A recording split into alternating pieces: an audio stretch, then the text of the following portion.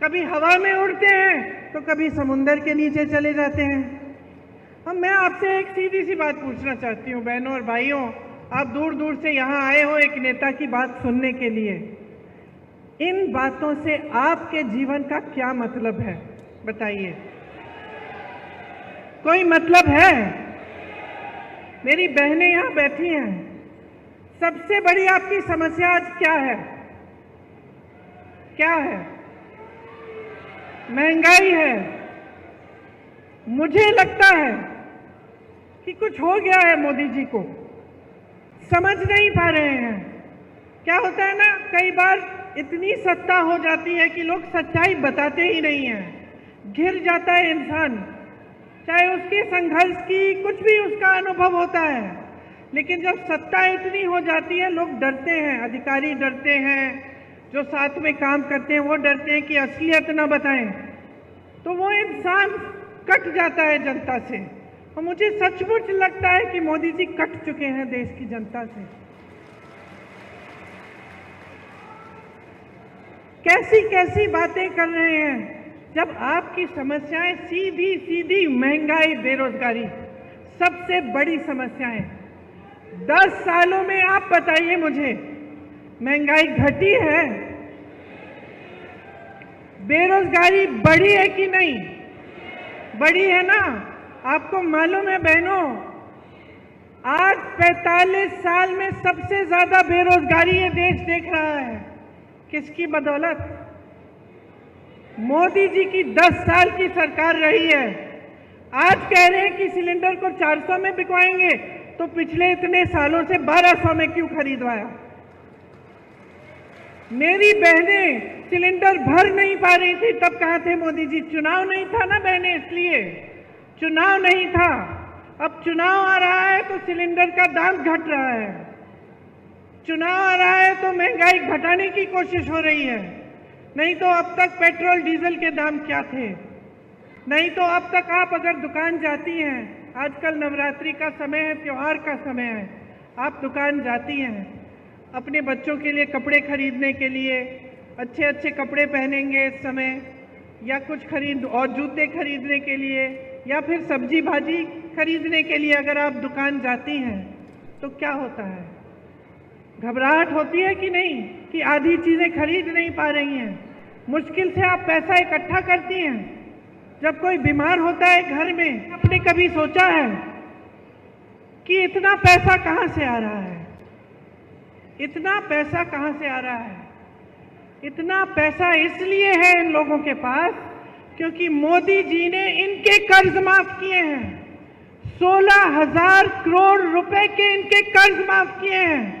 अब आप सोचिए, 16,000 रुपए का कर्ज था, माफ किया गया, और जो किसान सड़क पे बैठा हुआ अपना हक मांग रहा था, जो किसान 10,000 रुपए के लिए आत्महत्या कर रहा है, जो किसान कर्ज में डूब रहा है, उसका कर्ज माफ करने की बात ही नहीं।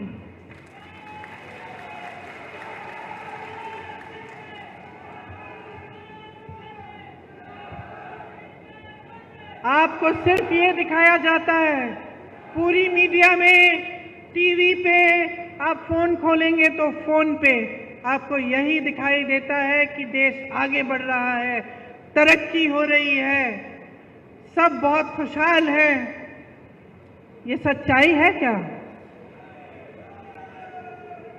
जब आप देखते हैं कि बड़े बड़े प्रधानमंत्री, बड़े बड़े राष्ट्रपति आ रहे हैं देश में और G20 जैसे बड़े बड़े इवेंट हो रहे हैं, तो हम भी भारतीय हैं, हमें भी गर्व होता है। ऐसी बात नहीं है, आपको भी गर्व होना चाहिए। ठीक है, अच्छा है, लेकिन क्या इसका मतलब ये है कि इस देश की एक और असलियत नहीं है? इस देश की एक सच्चाई ये है कि इस देश का गरीब रोज सुबह शाम संघर्ष कर रहा है।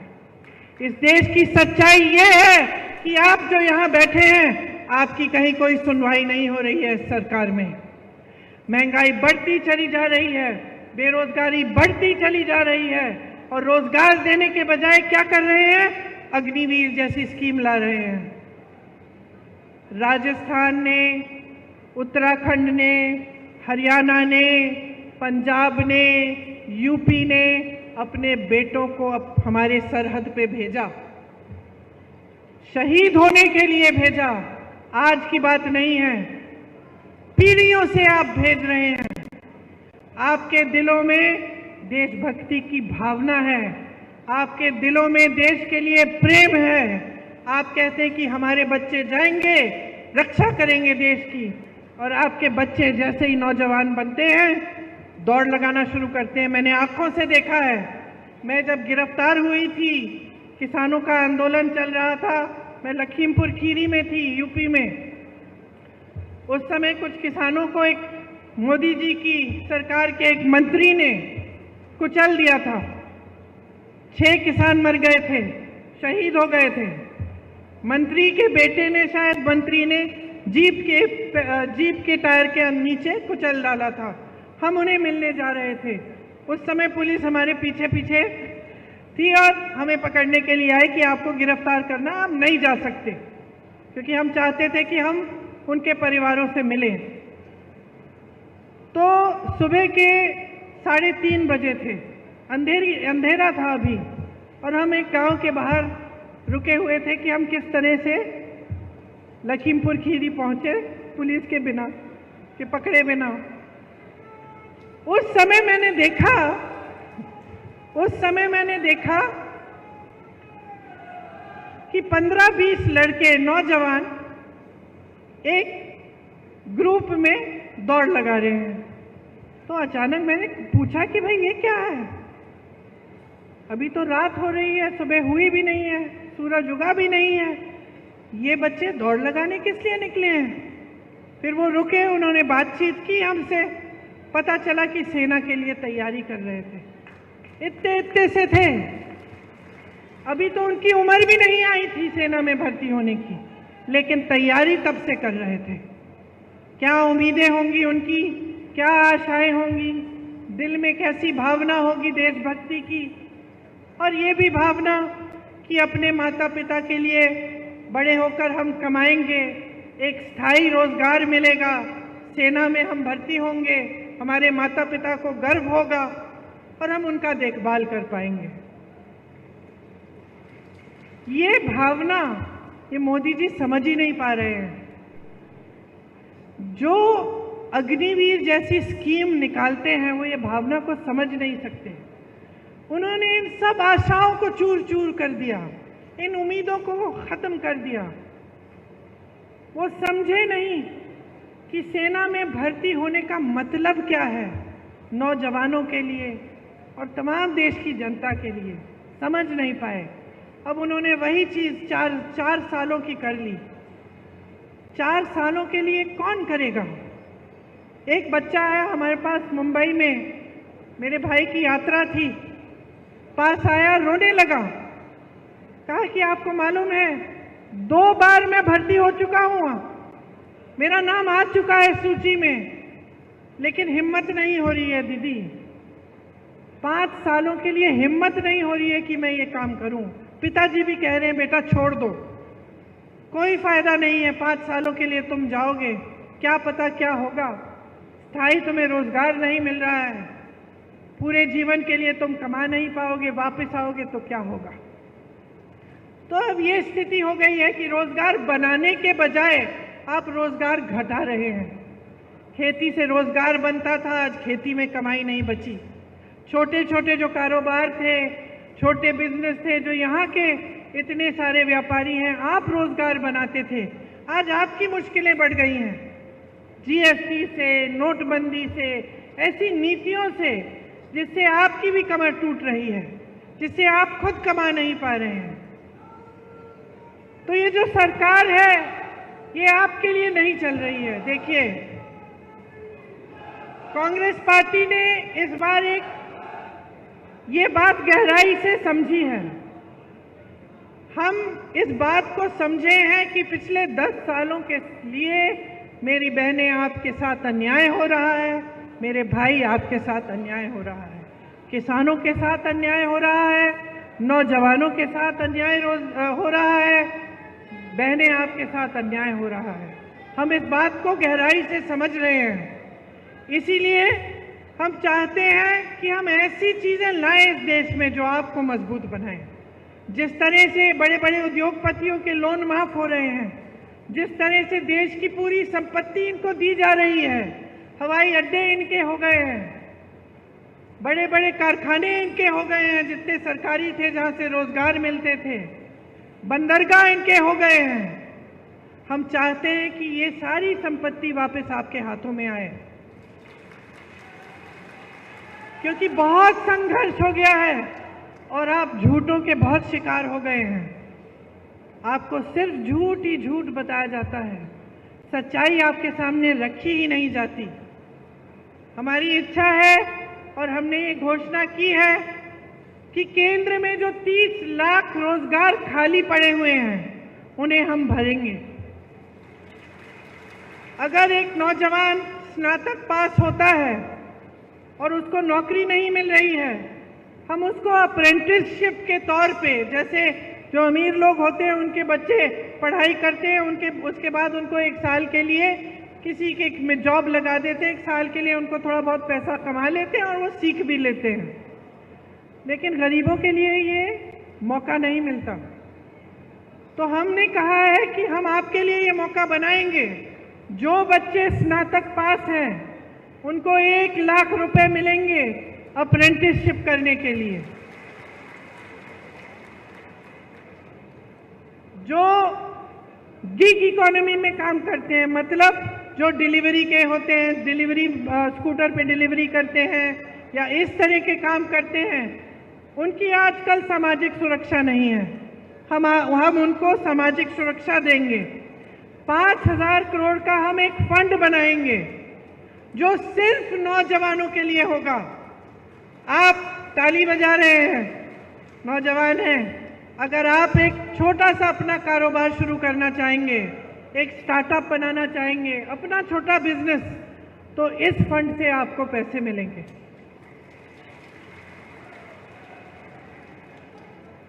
आपको मालूम है पेपर लीक की बड़ी समस्या है। गहलोत जी भी जानते हैं कि राजस्थान में भी पेपर लीक हुए थे और ये एक बड़ी समस्या पूरे देश में है, सिर्फ एक प्रदेश की समस्या नहीं है। और बहुत इसको रुकवाने की कोशिश चाहे कितना भी की होगी गहलोत जी ने, लेकिन फिर भी बार बार ये हो रहा था। और पूरे देश में ये एक सिलसिला बन गया है कि जहाँ जहाँ आप इम्तिहान दे रहे हैं रोजगार के लिए, वो पेपर लीक हो रहे हैं, उनमें घोटाले हो रहे हैं, 20-20 लाख के लिए नौकरियां बिक रही हैं। तो इसको रोकने के लिए हम पूरे देश भर में एक कानून लागू करेंगे और एक सख्त कानून होगा। एक जॉब कैलेंडर निकालेंगे। जॉब कैलेंडर का मतलब कि जिस दिन आपकी नियुक्ति होगी, जिस दिन आपका एग्जाम होगा, जिस दिन एग्जाम का रिजल्ट आएगा, वो पहले से तय करके जॉब कैलेंडर में आपको पता चलेगा। अगर किसी अधिकारी ने या किसी ने बेईमानी करने की कोशिश की, इधर उधर करने की कोशिश की, तो उस पर सख्त कार्रवाई होगी। ये कानून लाएंगे हम चाहते हैं कि आप अपने पैरों पे खड़े हों। बहनों, आपके लिए जो महिला सबसे बड़ी महिला है एक परिवार में, उसके लिए 1 लाख रुपए मिलेंगे सालाना, हर साल, ताकि आप कुछ बचत अपनी कर पाओ, ताकि ये घबराहट ना हो कि बच्चों के लिए कुछ खरीदना है, नई वर्दी खरीदनी है, नए जूते खरीदने हैं, पैसे कहाँ से आएंगे। इसीलिए हम आपको सशक्त बनाने के लिए ये कर रहे हैं। और जितनी भी सरकारी नौकरियां हैं पूरे देश भर में, उनमें से 50% महिलाओं को देंगे। आज सबसे शोषित देश में श्रमिक ही होता है, सबसे ज्यादा संघर्ष करता है, खास तौर से जो पलायन करके जाते हैं। आपने देखा कोविड के समय किस तरह से अपने गांव-गांव तक पैदल चले, क्या हुआ उनके साथ। उनके साथ जैसे मैंने कहा, सुरक्षा नहीं होती है, वेतन भी जो जी चाहे वो दे देते हैं जो ठेकेदार होते हैं। तो हम चाहते हैं कि खास श्रमिकों के लिए स्वास्थ्य का अधिकार हम कानूनी गारंटी बनाएंगे, ताकि जांच से इलाज तक पूरी सेहत और देखभाल उनको मुफ्त में मिलेगी। राष्ट्रीय न्यूनतम मजदूरी हम तय करना चाहते हैं ताकि आपको 400 रुपए प्रतिदिन के कम से कम कोई नहीं दे पाएगा। और जो शहरी क्षेत्रों के लिए, जैसे हमने यहाँ गांव के क्षेत्रों में रोजगार की गारंटी दी, आपको मालूम होगा मनरेगा कांग्रेस ने शुरू किया था, उससे 100 दिन का जो रोजगार था वो आपको गारंटी मिलता था। ये अलग बात है कि मोदी जी ने उसको भी कमजोर करने की कोशिश की। शहरों में भी आपको इस तरह की रोजगार की गारंटी कांग्रेस पार्टी देना चाहती है और दे के दिखाएगी। मैंने अग्निवीर की बात की। अग्निवीर की जो स्कीम है उसको पूरी तरह से हम रद्द करवाएंगे। जैसे पहले सेना में आप जाते थे मान सम्मान के साथ आजीवन काम करने के लिए, देश की सुरक्षा के लिए, वैसे आप फिर से जाएंगे। देखिए, मैंने किसानों की बात की। मैंने आपसे बताया कि जीएसटी आपके जो खेती के सामान है उस पर हम रद्द कराएंगे, कि एमएसपी आपको एक कानूनी आपका अधिकार बनेगा, कानून बनेगा कि आपको एमएसपी मिलना है। और जो आपका नुकसान होता है जब आपदा आती है, आपको उसका भुगतान अभी तक मिलता नहीं है। कभी कम मिलता है, कभी टाइम पे नहीं मिलता, कभी आप महीने इंतजार करते हैं, साल इंतजार करते हैं, नहीं मिलता। तो हम ऐसे नुकसान के भुगतान के लिए हम 30 दिनों की सीमा रखेंगे। 30 दिनों के अंदर अंदर पूरा भुगतान होगा। एक नई कृषि की आयात निर्यात की हम नीति लाएंगे। जो भूमिहीन है उनको जमीन वितरित करेंगे। ये सारी स्कीमें हम आपके लिए लाना चाहते हैं। अब आप जानते ही हैं कि यहाँ राजस्थान की सरकार थी तो आपके लिए कितने काम किए। आप जानते हैं कि कांग्रेस पार्टी ने जहाँ जहाँ गारंटी दी है वहाँ आज भी ये चीज़ें लागू हैं। हमने कहा था ओपीएस आप ओपीएस होगा, कर्नाटका में ओपीएस मिल रहा है, हिमाचल में मिल रहा है, छत्तीसगढ़ में जब हमारी सरकार थी मिल रहा था वहाँ पे। हमने कहा था महिलाओं को प्रति माह 2000 रुपये देंगे, कर्नाटका में आज मिल रहा है। हमने यही हिमाचल में कहा था कि 1500 रुपये प्रति माह मिलेगा, मिलना शुरू हो गया है। तो जो बातें हमने की हैं वो हमने करके दिखाई हैं। खोखली बातें नहीं है जैसे मोदी जी आपके सामने करते हैं कि 15 लाख आपके खाते में आ जाएंगे, अभी तक नहीं आए, 10 साल बीत गए हैं। कि 2 करोड़ रोजगार मिलेंगे और 10 सालों में बेरोजगारी इतनी बढ़ गई है कि 45 सालों में इतनी बेरोजगारी नहीं है। तो मोदी जी जो बात करते हैं आपसे वो खोखली बातें हो गई हैं। हो सकता है एक जमाने में 10 साल पहले जब शुरू में उन्होंने की थी, हो सकता है उनकी भी इच्छा थी कि वो पूरी करेंगे, लेकिन अब वो इच्छा भी नहीं है। अब साफ साफ दिख रहा है कि सच्चाई को मानने के लिए तैयार ही नहीं है, कि इस देश के गरीब के संघर्ष को पहचानने के लिए तैयार नहीं है। भ्रष्टाचार की बातें करते हैं। शायद इस देश के इतिहास में पहली बार ऐसा हुआ होगा कि दो मुख्यमंत्रियों को जेल में डाल दिया भ्रष्टाचार के बहाने। सारे जितने भी विपक्ष के नेता हैं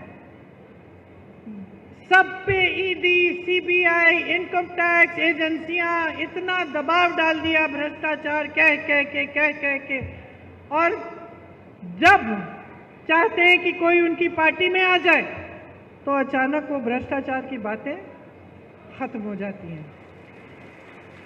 वही लोग जिनके खिलाफ ये आरोप लगाते हैं, मोदी जी मंच पे खड़े होकर कहते हैं कि ये हजारों करोड़ का घोटाला किया इन्होंने, वही लोग जिस दिन मोदी जी की पार्टी में शामिल हो जाते हैं उस दिन मोदी जी ये सब बोलना बंद करते हैं, केस धुल जाते हैं, भ्रष्ट नहीं रहते, वही लोग पाक हो जाते हैं।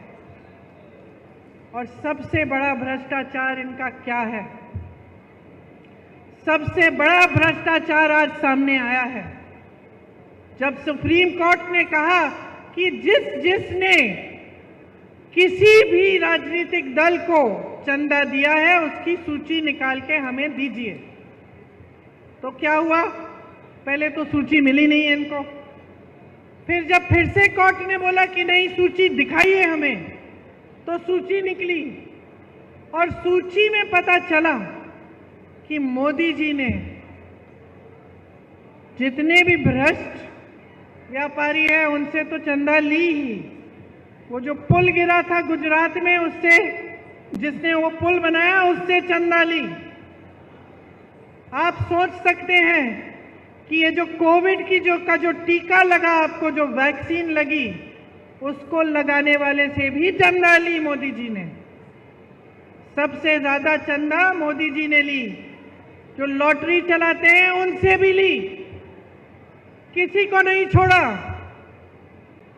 सबसे या तो सबको ठेका दिया या किसी की पे एजेंसी लगा दी, चंदा ली, एजेंसी हटा दी। किसी को ठेका दे दिया कि तुम पुल बनाओ, तुम सुरंग बनाओ, तुम सड़क बनाओ, उसके लिए चंदा ले ली। तो इससे बड़ा भ्रष्टाचार कौन सा है? इससे बड़ा भ्रष्टाचार क्या है कि हजारों समर्थन मांगते हैं, सच्चाई नहीं है, भ्रष्टाचार से नहीं लड़ रहे हैं। ये सिर्फ विपक्षी दलों का मुंह बंद करना चाहते हैं। किसी भी बहाने किसी का घर ले लिया, किसी पे केस डाल दिया, किसी को जेल में डाल दिया। लेकिन मैं आपसे कहना चाहती हूं कि हम डरने वाले नहीं हैं।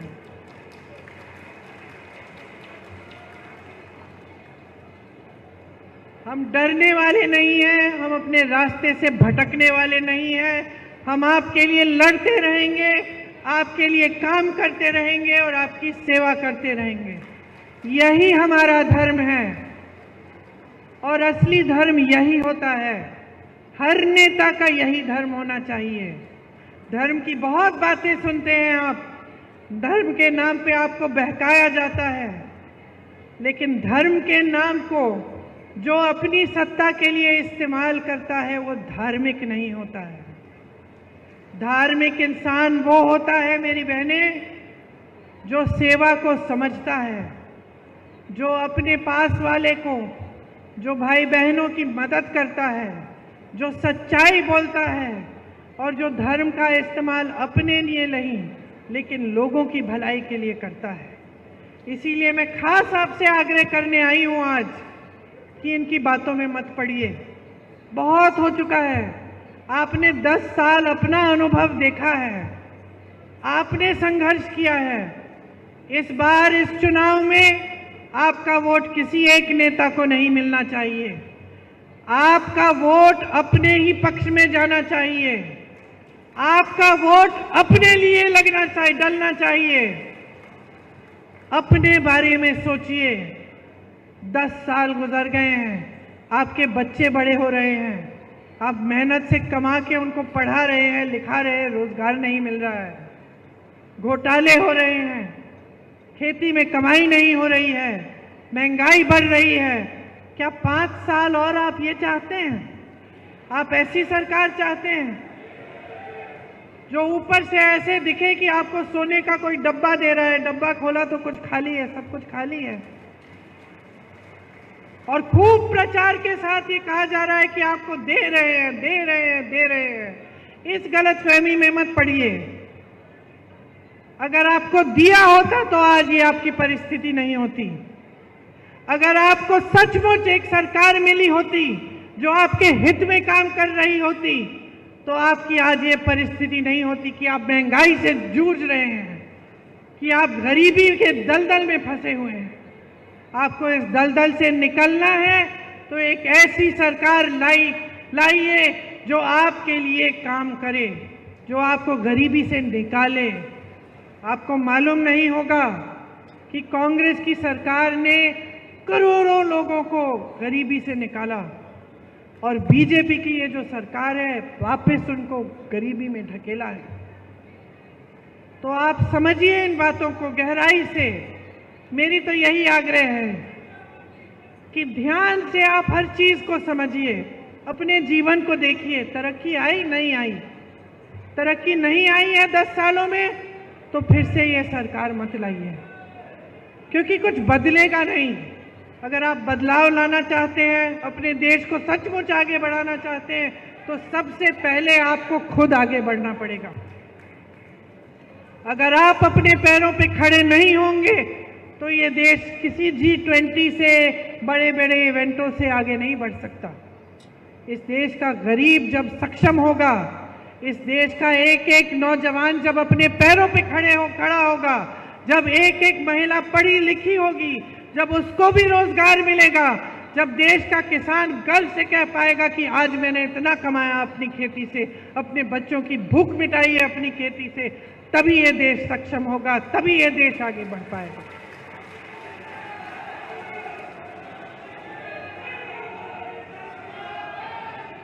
तो जिस दिन चुनाव आएगा उस दिन मैं आपसे पूरी उम्मीद रखती हूं कि आप सोच समझ के अपना वोट डालेंगे। इस बार किसी मोदी सरकार को मत लाइए। ये जो बोलते हैं ना बार बार मोदी सरकार, बंद कर दीजिए इसको। इस बार जनता की सरकार लाइए, अपनी सरकार लाइए, कांग्रेस की सरकार लाइए, ताकि आप मजबूत बने, आपकी शक्ति आपके हाथों में आए, आपकी संपत्ति आपको वापस मिले और आपका हमारा देश आगे बढ़े। आपसे बहुत बहुत धन्यवाद कि आपने इतनी ध्यान से मेरी बातें सुनी। मेरी बहनों को घर भी जाना पड़ेगा, तो मैं आपको छोड़ती हूँ अब, और आपसे आग्रह फिर से करती हूँ कि आपने जिस तरह से मेरी बातें ध्यान से सुनी हैं, उतने ही ध्यान से, एकदम जैसे अर्जुन की आंख, मछली की आंख पर अर्जुन का निशाना, अर्जुन का ध्यान रहता था, उसी तरह से अपना ध्यान अपने ऊपर रखिए, अपने विकास के ऊपर रखिए। हिसाब मांगिए मोदी जी से और इनकी सरकार बदल डालिए। जय हिंद।